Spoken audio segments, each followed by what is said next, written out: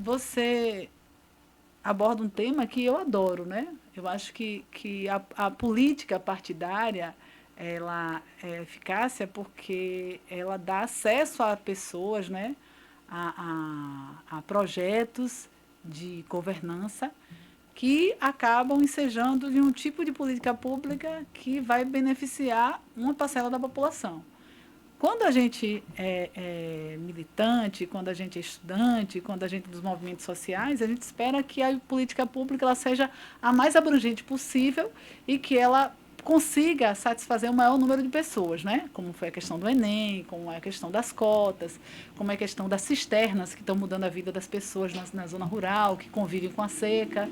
Então, são políticas públicas que provocam uma mudança de vida na população, né, em geral, porque foi uma decisão pautada no desejo dos estudantes, né, que junto com o professor Ian procuraram a escola, procuraram o colegiado, e aí pediram para a gente investir no podcast para a escola. O que foi uma decisão acertada, né? Porque hoje eu estou aqui sendo entrevistada, já fui entrevistada no primeiro podcast que teve. Podemos dizer a primeira A temporada, né? primeira Os temporada, prelúdios ainda. exato. Em 2000, 2021, 2021, pós-pandemia. Isso. 2021. E agora com vocês, que é Nossa, essa geração, a geração seguinte, né? é. A gente começou com Júlio, né? E agora a irmã de Júlia, de Júlio agora, tomando parte dos equipamentos todos aí da escola. Então, isso aí prova o quanto a decisão acertada de uma política pública pode mudar a vida das pessoas. Hoje, Júlio, que foi do podcast, foi também do jornal daqui da escola, é um profissional da área de comunicação da cidade, né? E pode vir a ser do Estado, né? Em nível nacional, internacional, quem sabe? Vamos ver, né? De certa forma, não dá para a gente tentar aplicar regras, leis ou coisas do tipo, tentar mudar uma gestão, tentar influenciar nas populações de baixo, sendo uma das populações de cima. Você tem que escutar de baixo primeiro, poder, você que está lá em cima, poder fazer as mudanças necessárias. Essa é a minha visão, né? Mesmo porque quem é que mantém os governos é a base, né? O nosso, por exemplo, eu sou funcionária pública, 27% do que eu ganho é do Estado.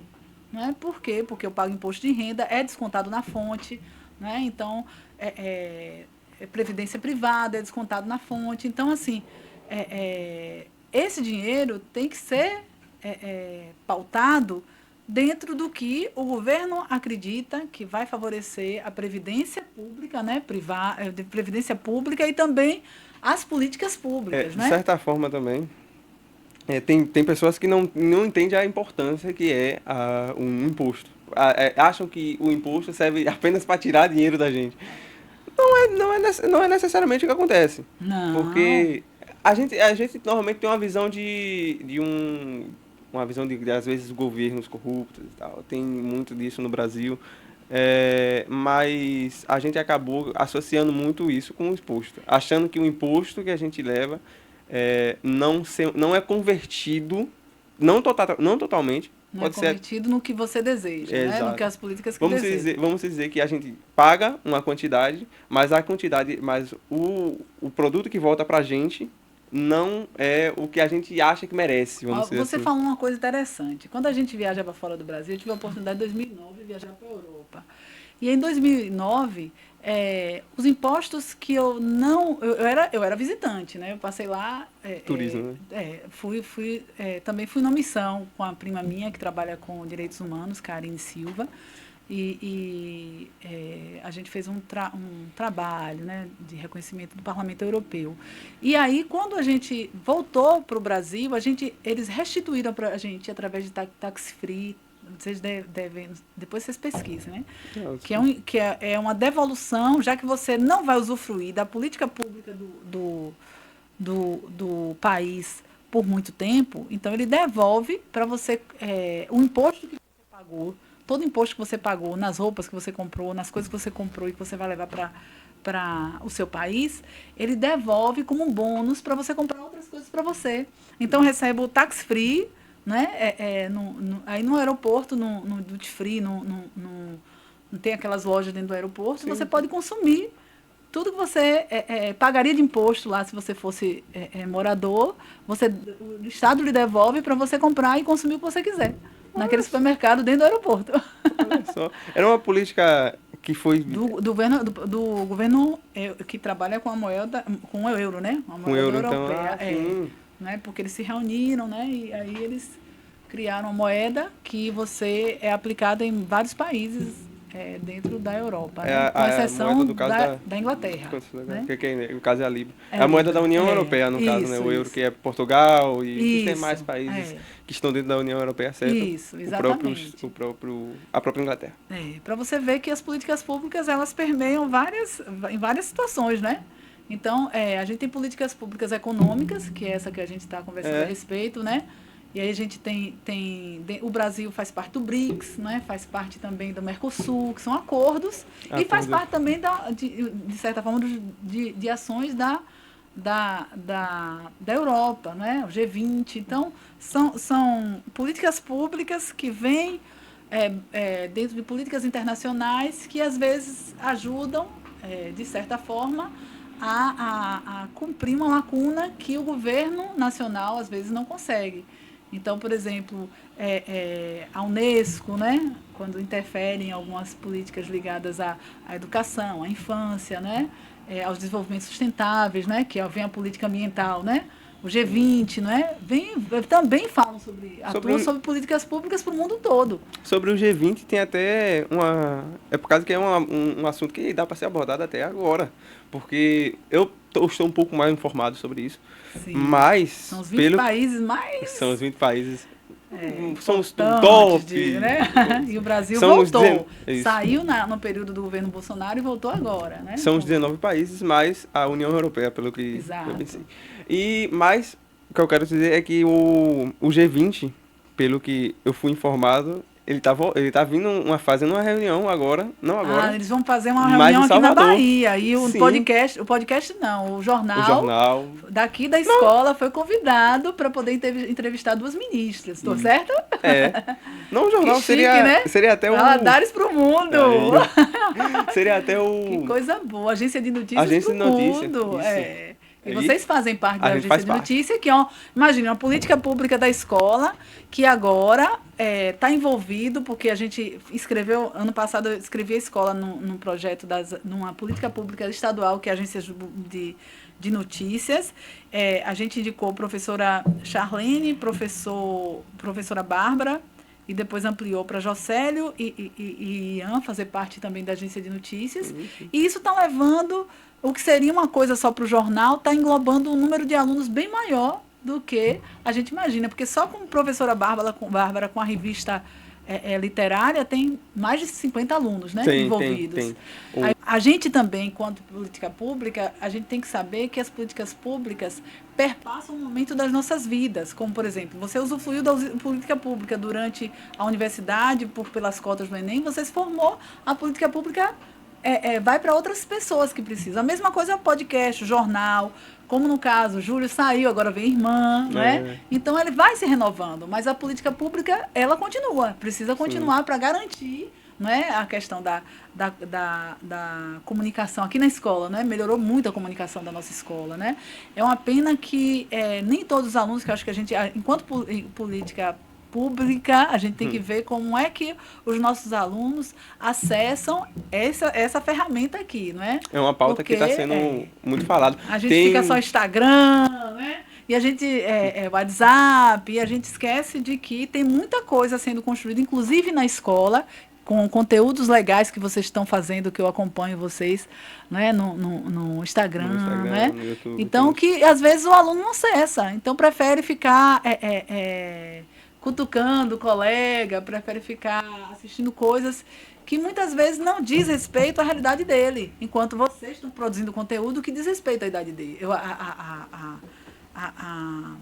a idade deles e também ao interesse deles. Quando você aborda questões do Enem, é do interesse deles, né? Eles precisam saber quanto, por exemplo, se eu vou escolher fazer medicina, eu tenho que saber como é que funciona o Enem e quais as disciplinas básicas para mim, eu tenho que saber Que horas eu devo chegar, eu tenho que saber como me comportar, o que é que eu posso levar para uma prova, né? Como é que eu vou conduzir o meu planejamento para aquela prova, para que eu não perca tempo e não desperdice tempo, porque eu tenho um foco e tenho um horário a ser utilizado, e É, não desperdice a oportunidade de conseguir alcançar aquela política pública, né?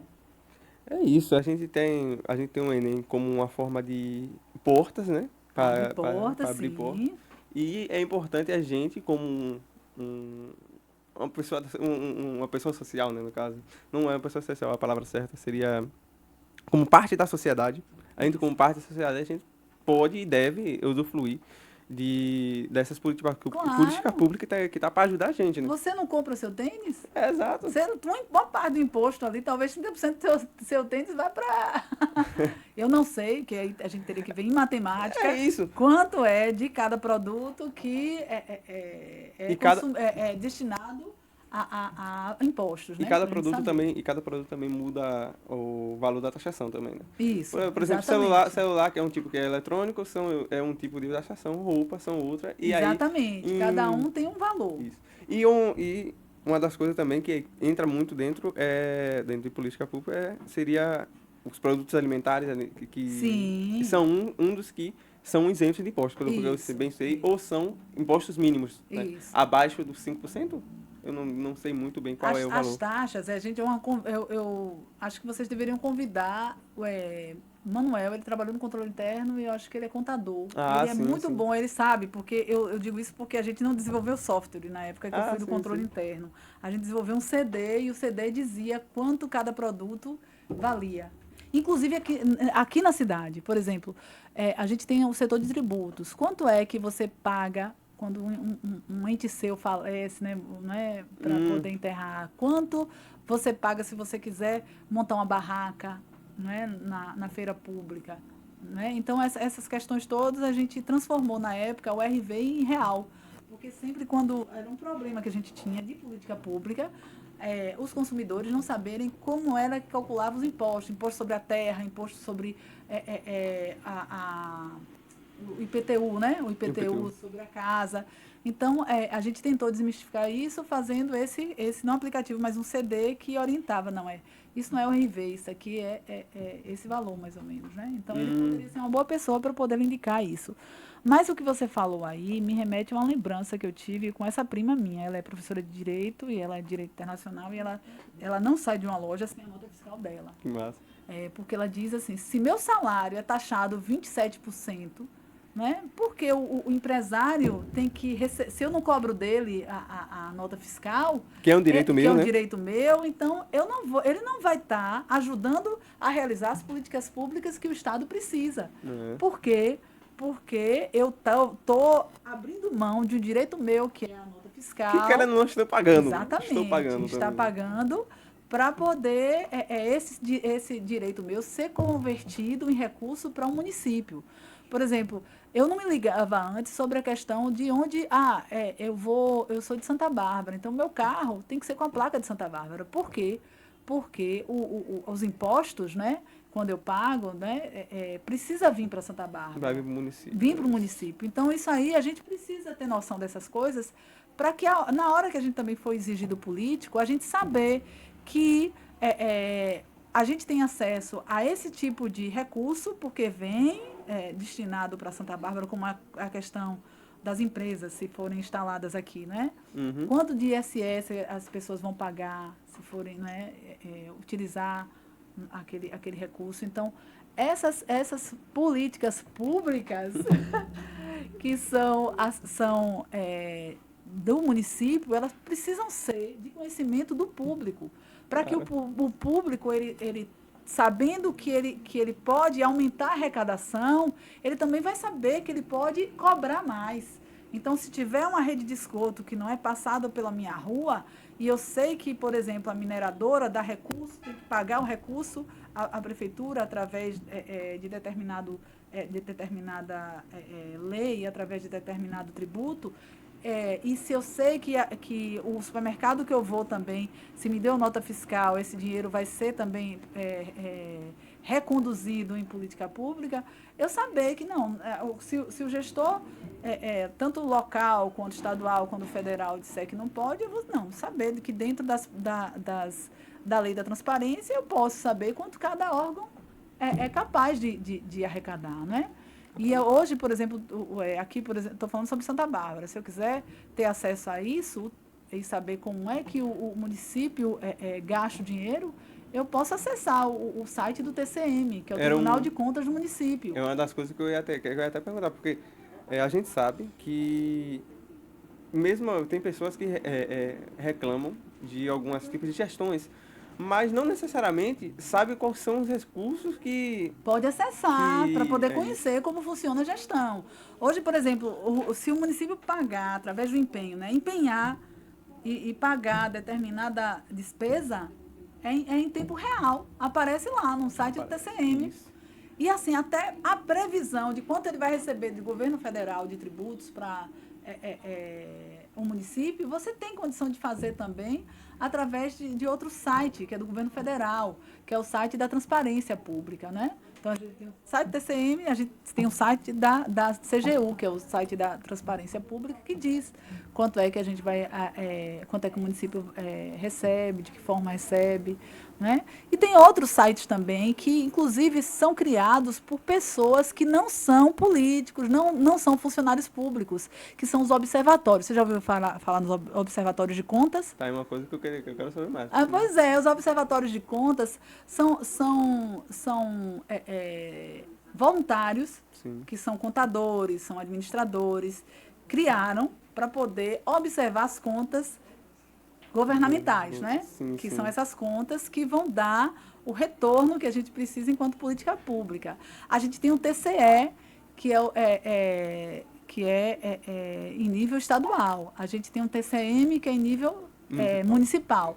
E a gente tem o TCU, que é em nível federal. Então, assim, a gente acessando esses órgãos, a gente vai saber mais ou menos como eles funcionam.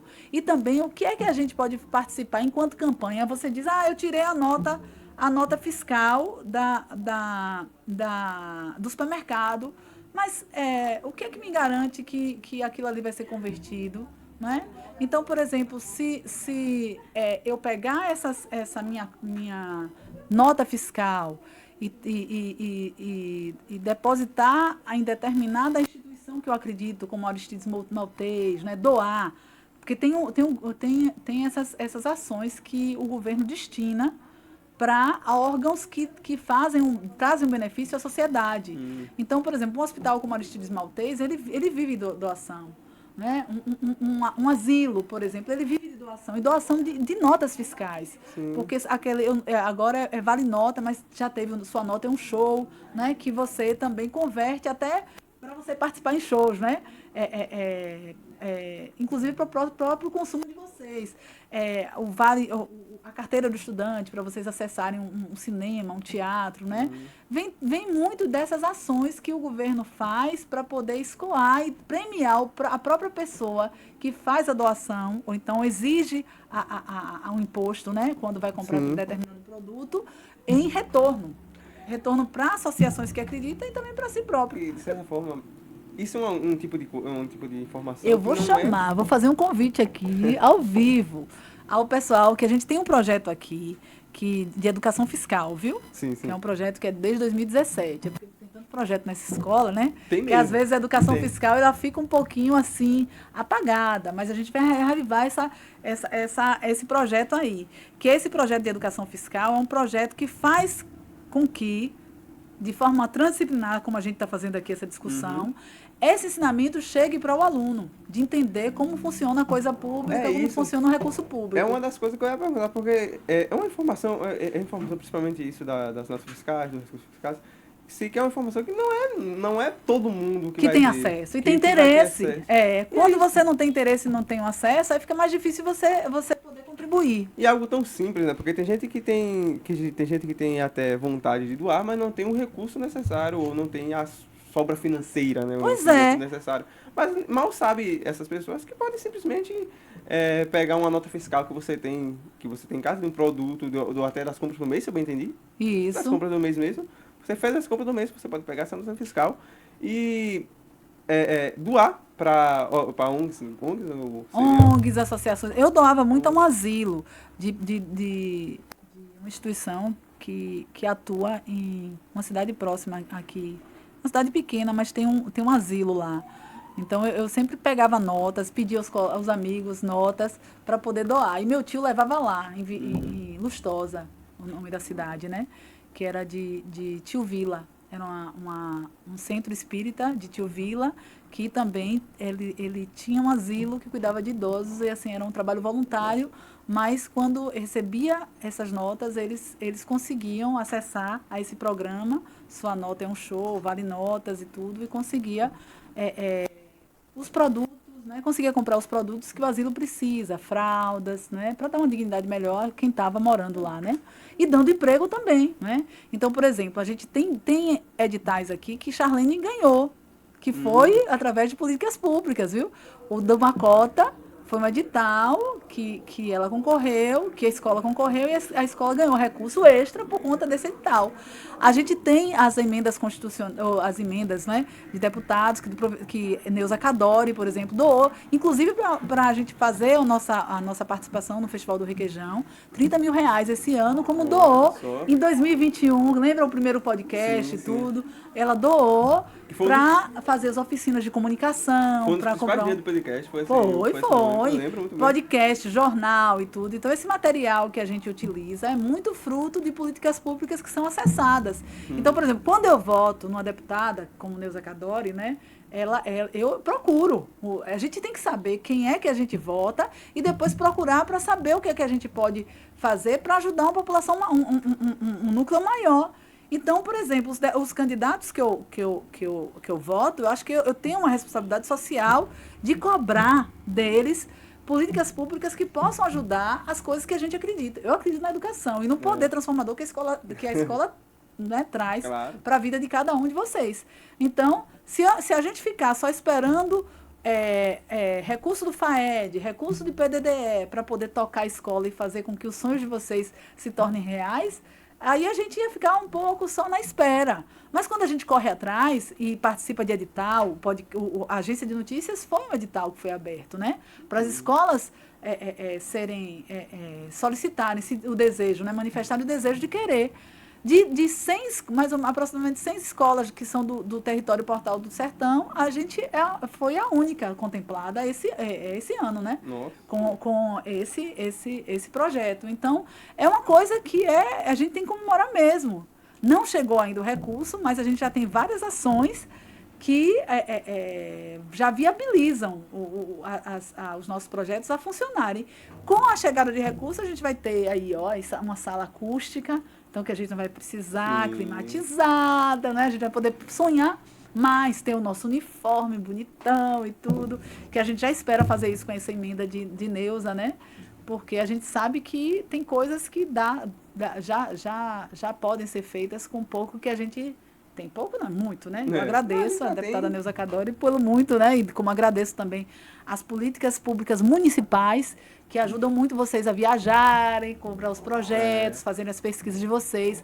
As políticas públicas estaduais, como é a política do Enem, como a política do próprio programa que eu falei da agência de notícias. Então, são políticas públicas do Estado que a gente acessa para dar uma formação melhor. Apesar de vocês estarem numa educação pública, estadual, né, usufruindo de tudo que uma escola pública possa oferecer, vocês têm esse suporte que a gente corre atrás, através das políticas públicas que são disponibilizadas e que a gente sabe que vai dar um reforço maior que vocês já têm. Então, essas oficinas do Educa Mais Bahia servem para isso, oficina de matemática, oficina de português, jiu-jitsu, porque a gente sabe que vocês precisam também das oficinas... além da educação física, as oficinas esportivas, capoeira, jiu-jitsu, fanfarra, o que mais que vocês têm aqui? Futsal, vôlei. Então, são oficinas que é fruto de uma política pública que a gente acessa aqui na nossa escola. A monitoria, a gente tem quase 100 monitores na escola que recebem R$ 150 por mês para poder ajudar o colega, um grupo de colegas, a tirarem suas dúvidas, inclusive para o Enem. Então, são todas políticas públicas que reforçam vocês a garantir isso aí. A aprovação de vocês no vestibular. Ou outros sonhos que vocês tiverem, de emprego, concurso, né?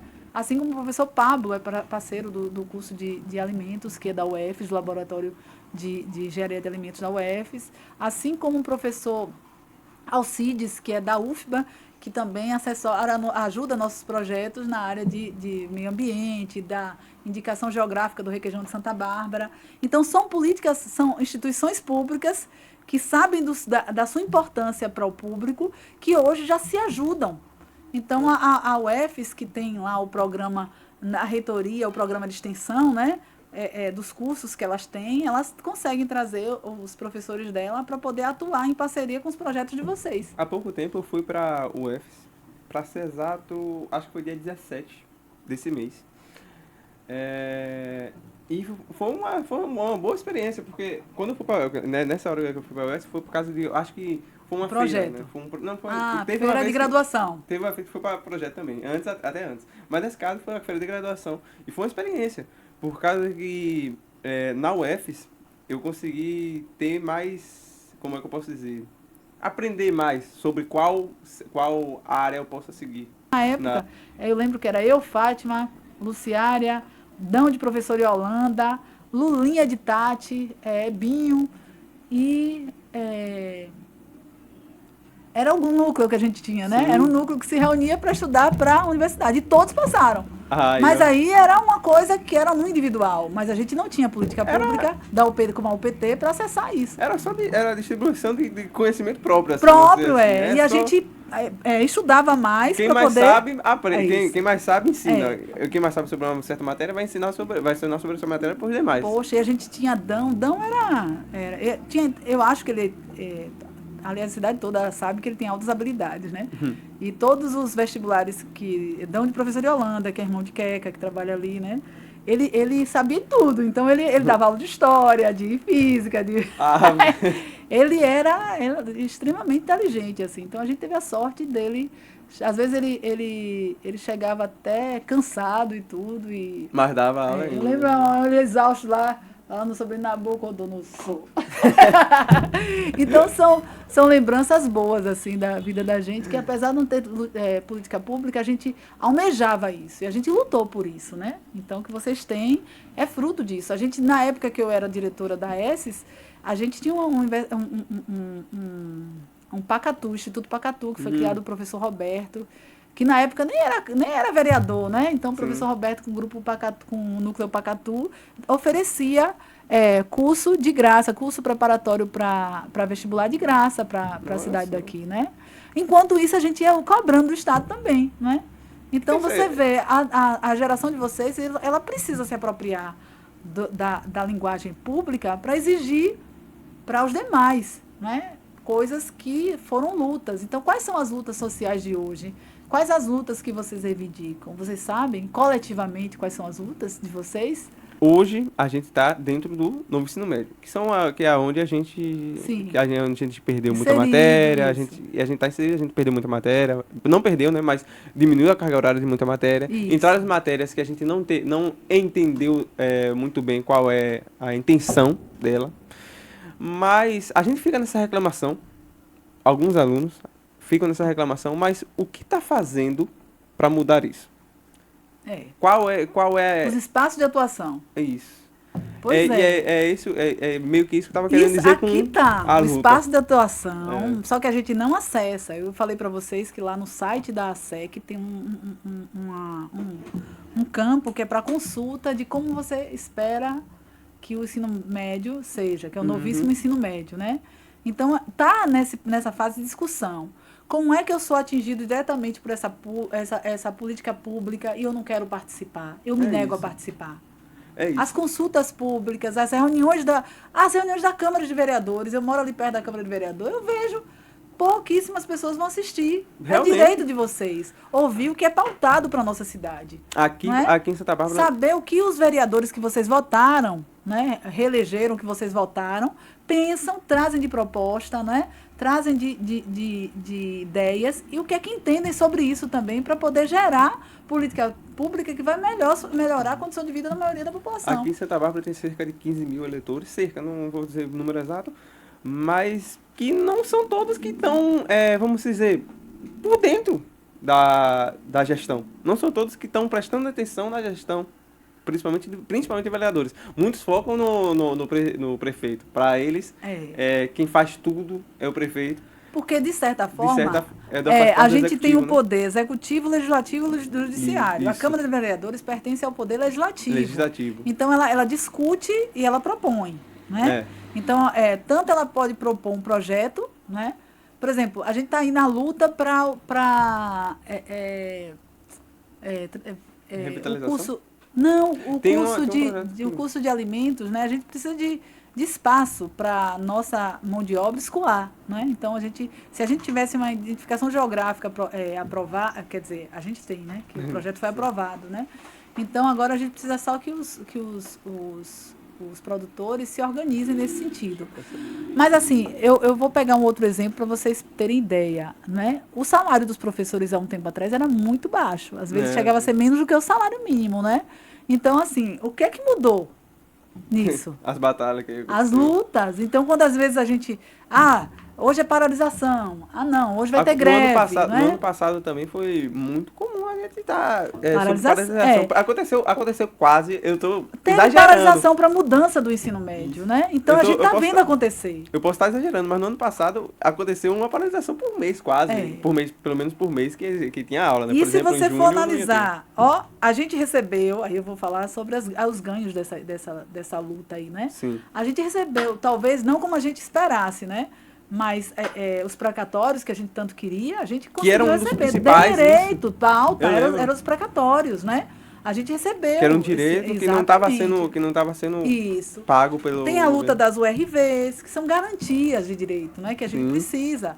Porque, assim, não dá para a gente, no caso, lutar em nível das ideias. Né? A gente só luta, as lutas sociais têm que ser coletivas. E ela tem que tirar um pouco do objetivo pessoal. Se eu coloco um objetivo pessoal dentro de uma pauta que é social, ela deixa de ser movimento social e passa a ser uma ferramenta, aquela política, né? Uma ferramenta para eu conquistar o que eu quero. Então, por exemplo, eu não posso fazer uso de espaços que são democráticos para poder garantir o espaço que eu desejo. Né? Então, o que eu quero dizer é assim, muita gente pensa que o Grêmio Estudantil pode dar visibilidade ao presidente do Grêmio para depois disputar uma vaga no legislativo, querer ser vereador, né? Sim, então, entendi. ou então assim, não, eu vou participar de determinado, estou falando isso para vocês, né? Entrar no espaço coletivo para tentar fazer uma coisa individual, né? Algo individual. Isso é individual, ou você crescer, não. Tentar isso aí, crescer individualmente. Isso aí no caso, Hannah Arendt, ela fala que isso aí é um problema dos movimentos sociais. Os movimentos sociais que lutam por políticas públicas, ele deve ter como pauta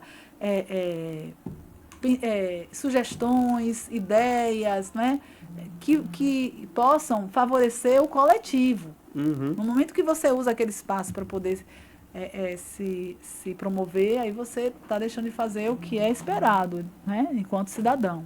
Bom, com isso eu acho que só podia dar obrigado à senhora e que a senhora se despeça dos ouvintes. Eu acho que cada pessoa tem missão na Terra, né? E as missões da gente, elas se manifestam desde pequenininho, né? Então, quem pega, às vezes, um telefone para fotografar, né? Que começa a falar, ter esse acesso à câmera, né? Já dá margem a uma área de comunicação, né? Então, são talentos que eu acho que vocês já nascem, que a gente já nasce, e a escola é encarregada de aflorar isso aí, para que vocês escolham as profissões certas, né? Então, eu vi vocês falando assim, que querem fazer direito, mas eu não vi ninguém dizer que quer fazer comunicação. E assim, vocês são comunicadores, né? E a gente precisa de comunicadores que gostem do que fazem. Então, eu espero que as políticas públicas que tanto a gente ofereça, quanto escola pública estadual, porque a gente oferece enquanto servidor, né? E o governo federal também possa criar pessoas felizes com o que fazem, né? Então, eu penso que cada um de vocês, utilizem, acessem as políticas públicas para se realizarem como pessoas e darem um retorno também, enquanto políticas públicas, através das ações que vocês se engajam. Então, os movimentos sociais que vocês possam participar, o movimento da igreja, o movimento religioso, os movimentos individuais, né? Seja participando de uma ouvidoria, né? Seja contribuindo através de um observatório, participando de uma reunião da Câmara de Vereadores, acessando o site do TCM, TCU, né? Ou então do TCE, para saber como funcionam as políticas públicas, como é que está sendo disponibilizado o recurso, de que forma para as políticas públicas e quais são elas em cada órgão, transformem não só a vida de vocês, mas possam transformar a vida das pessoas com qual vocês estão trabalhando, porque quando vocês estão desenvolvendo o trabalho voluntário dentro do podcast, vocês já estão fazendo isso, né? Acessando as políticas públicas e fazendo bom uso do tempo de vocês fora de sala de aula para isso, né? E que isso possa despertar novos talentos, novas ambições e pessoas mais felizes com o que fazem, né? Escolham áreas que realmente partam do desejo pessoal, porque qualquer profissão você pode se tornar uma referência. Só é você gostar do que faz. E fazer não só com amor, mas fazer também com responsabilidade pessoal e social. Né, que é o que as políticas públicas elas esperam de vocês, de cada cidadão. Que as responsabilidades elas sejam cobradas, mas ao mesmo tempo também elas sirvam de retorno à própria sociedade.